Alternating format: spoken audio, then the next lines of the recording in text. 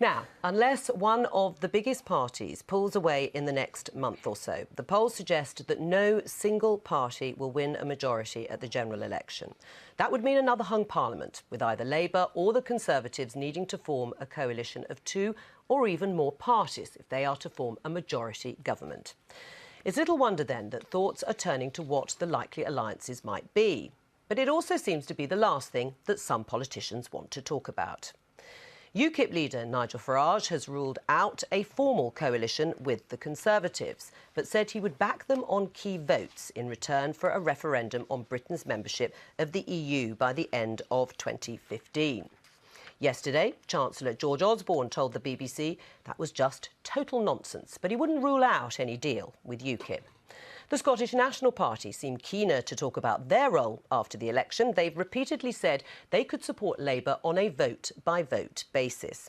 But Shadow Chancellor Ed Balls said talk about Labour making a deal with the Scottish National Party was also nonsense and insisted the party is fighting for a majority. The SNP have also talked about joining forces with the Greens and Plaid Cymru to form an anti-austerity alliance. Meanwhile, the Lib Dems have said they'll work with the party with the largest number of seats. And the fourth largest party in Parliament, the DUP, hinted they could work with Labour when they set out their red lines for coalition talks. Well, we had hoped to be joined by UKIP to discuss their role after the election, but were told that none was available. Nuz, let's start with you again. Yes. Nigel Farage says he would do a deal with the Conservatives in return for certain criteria on a referendum. Would you accept such a deal? I think Farage is being a little self-indulgent and attention-seeking. I think, if people are concerned about Europe, the only party that's committed to giving us all a say, not just Farage and UKIP, but all of us have a say, is by voting Conservative. We are committed to offering a referendum by 2017 once we've renegotiated terms.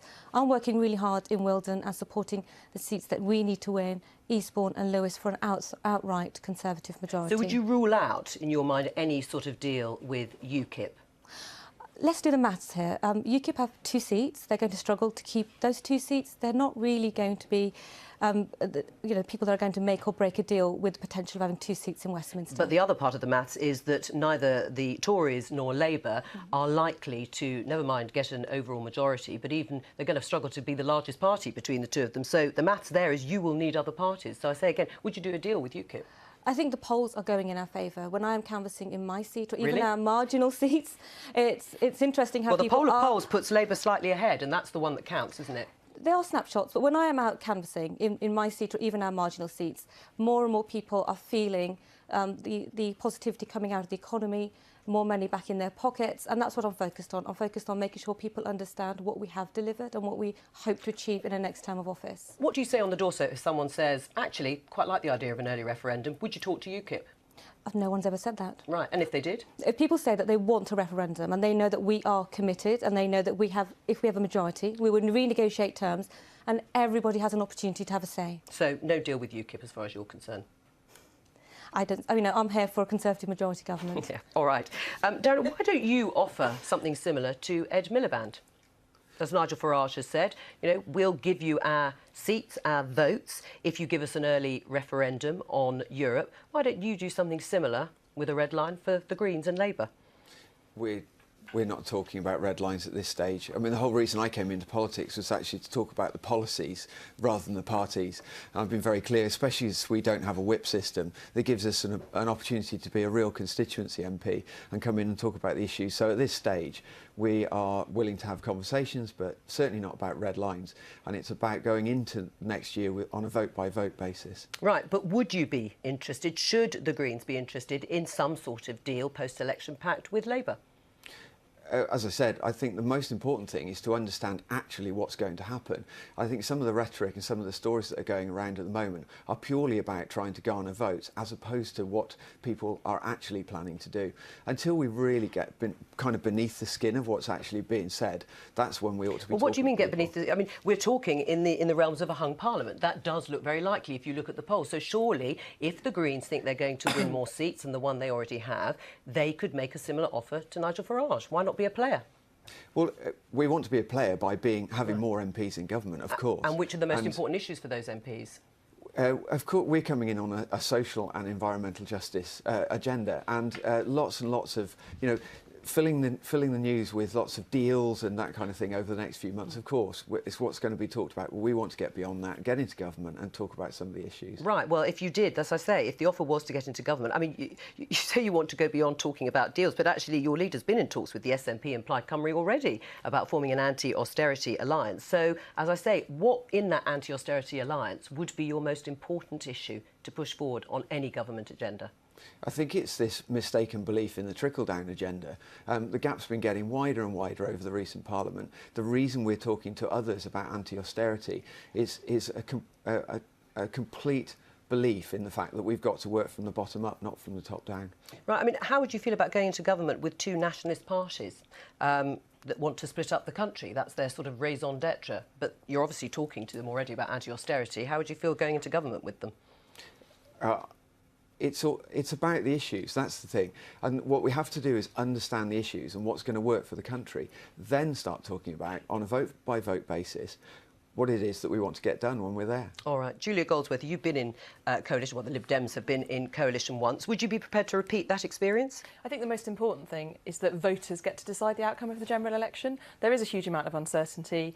A hung parliament could mean a number of different scenarios. Yeah, but they won't decide what that outcome will be, will they? The votes will fall and the seats... Well, they won't decide who goes into power with each other, will they? But that is a function of the decisions that voters make at the general election. I mean, the Lib Dems have been very, very clear. We think that it's just as bonkers to have the SNP running a country that they break up as it would be to have UKIP also, you know, running Europe, a country they want to withdraw from. So I think, you know, we're a party that wants to keep this country firmly anchored in the centre ground, and we're very clear about our top priorities, increasing the amount that people can earn before they pay any tax, investing in our young people, and, you know, ultimately any action that we take will be led by the views that the public... So is that the largest party? I mean, just to clarify, the Lib Dems would go into some sort of coalition with the largest party? The largest party that people have the first opportunity to seek to form a government. Right, OK. So you would go in the largest party, despite the fact that Tim Farron has said that going into coalition with the Tories has tarnished the party for a generation. Is he right? I don't think it was an easy decision to go into coalition, but actually it was something that the parliamentary party signed up to, that we had a special conference. So all of our membership was kind of involved in that decision-making process. And I got involved in politics because I actually want to make a difference to people's lives. I want to implement the policies that our party develops. And but Tim Farron was part of that too, and he says it's tarnished the party for a generation and actually the party as a brand is dead. Well, I wouldn't agree with that, and Tim Farron was a member of the parliamentary party that kind of took that collective decision that the coalition was in the national interest. Let's not forget that our economy was on the brink. We might have looked more like Greece had we not made that decision, and actually it was the right thing to do, and we've implemented policies that have made a difference to the lives of millions of people in this country. So I'm very proud of the difference that we've made. Right, so, but he's wrong, Tim Farron. I mean, you agree with Paddy Ashdown that actually his judgment was wrong on this? I think it's been challenging for the party. I think we went into that situation with our eyes open, and I think the most important thing for me is actually making the difference to those millions of people, the difference that our policies I get your point about the policies. What has it done to the party, though, Julia Goldsworthy? I mean, it's not just Tim Farron that said it. The Liberal Democrat MP Stephen Lloyd has said, yes, it's played a pivotal role, the coalition, in stopping the Tories from being completely demented, as he puts it, but we killed ourselves in the process. I don't think we killed ourselves in the process. I think it was challenging, but actually... Has it been good for the party, being in coalition? I think that I've got a record that I'm more than happy to campaign on in my constituency. I've got a whole load of people who are joining me in campaigning on that record. So I think it's been difficult for the party, but actually it was the right thing to do, and it's a decision that I stand by, along with many other party members. Is Clegg toast, as Stephen Lloyd says, whatever happens? No, I think he's been a great leader. Yeah. He's been kind of pushing forward this agenda in government, and I think he's done a fantastic job. And he should stay whatever happens, even if you lose 20, 30 seats. I think it's totally, you know, I think that's a matter for after the election, but I think he's been a fantastic leader, and I really hope he's in a position to continue to be able to do so. You said that the party's committed to talking to the party with the most seats after the election, but if there needs to be a deal, and actually if you do the maths again, even a deal involving two parties is going to be tricky. So would you, as a Liberal Democrat, be prepared to be involved in talks that would perhaps be three parties? Again, I think that's a function of the outcome of the general election. That's not something that the Liberal Democrats or actually any political party have control of. So any action that any party takes has to be dictated by the actual result. And it may well be the case that we need a more complicated set of arrangements than we've had over the last 5 years. But I think we've been clear that we just can't see ourselves doing a deal that involves UKIP or the SNP for that matter. Right, OK. Well, that's clear. Yeah. What about on the looser arrangement? Would you have a preference for a looser arrangement, a confidence and supply, rather than a formal coalition? I think it's difficult to see how that would actually work. I think the Fixed Term Parliament Act actually makes a very, very big difference. I think as well as providing kind of security to the smaller parties, that the larger party won't just cut and run and call an election on a date that suits them the best. I think it also means from the larger party's point of view, if they don't have some kind of formal arrangement, and it may be a formal coalition as we have now, or it could be an agreement for kind of support on certain issues, there isn't a formal arrangement, then actually it's just handing control to the opposition and it undermines the stability of government. So you would favour a more formal coalition is, in your mind, more preferable? I think it would be really difficult to do anything else. Sarah Sackman, would you do a deal with the Greens? Look, I think, as others have said, what we want to see is a progressive government. And if people want a Labour government, they should vote Labour. And what we want to do in the next, 50 days, is talk about the issues, talk about the policies that a Labour government would implement. And then we'll see, the voters will decide, and then the outcome will determine whether there's a coalition of some kind or not. What's your view towards the SNP? I think what I would say to voters in Scotland who are considering voting SNP... And there seem to be rather a lot of them considering voting SNP. If the polls are to be believed, you'll be massacred. I think the point is the election on the 7th of May is different from the referendum. And that question on the referendum was settled in favour of a no vote. The majority in Scotland has spoken on that. But if voters in Scotland who are considering voting SNP want to see a progressive government, then it's a straight choice between David Cameron as Prime Minister, one of the most ideologically right-wing Prime Ministers since Margaret Thatcher, or a Prime Minister in Ed Miliband who is focusing on inequality. And if they want to see that tackled, then they should vote Labour. But you agree with your senior Labour colleagues that ruling out a deal with the SNP would be counterproductive at this stage? I think it's pointless to speculate on what is going to happen after the election. The voters have to decide. And what we need to do in the next few weeks is concentrate on putting a positive message to the voters in Scotland, in Wales, in England, about what a Labour government would do. But, as you said, how difficult it is in Scotland, particularly for Labour MPs who are either trying to hold their seats or win them over as new MPs. It's difficult if Ed Miliband doesn't rule out some sort of deal with the SNP. It makes their job harder. Well, I think what's important is that we've heard from the SNP themselves that they are ruling out a coalition. So I think but what they haven't ruled out, well, they haven't actually completely ruled out, but they have said that they would prefer a looser arrangement. Should Ed Miliband rule out any sort of pact with the SNP? Again, I think it's preemptive to predetermine what the voters are going to do. And I think one of the things that's interesting, because a lot of this discussion has come out of this Tory poster that we've seen with Alex Salmond with Ed Miliband in his pocket. And it's interesting that the Tories in this country have nothing positive to say to voters in Scotland whatsoever. And one thing I'm pretty sure of is whether you're a voter in Scotland thinking of voting SNP or voting Labour, the one thing we can both agree on is we don't want a Tory government. Well, do you want to answer that? You've got nothing positive to say in Scotland at all. We've got a great record that we can... In Scotland? We've got a great record that, I talk to about my constituents here and in the marginal seats that we're trying to secure. But, to tackle poverty and insecurity, and inequality, you need to have a strong economy. Because unless you have a strong economy that's supporting business and generating jobs, you cannot bring in the revenue to support public services. And I think we mustn't forget that. And what's interesting is at the weekend, Ed Balls would not say whether he would or would not go into coalition with the SNP. So the options are pretty clear at the next election. In 50-odd days' time, people can vote for David Cameron to return to Downing Street and continue on our record.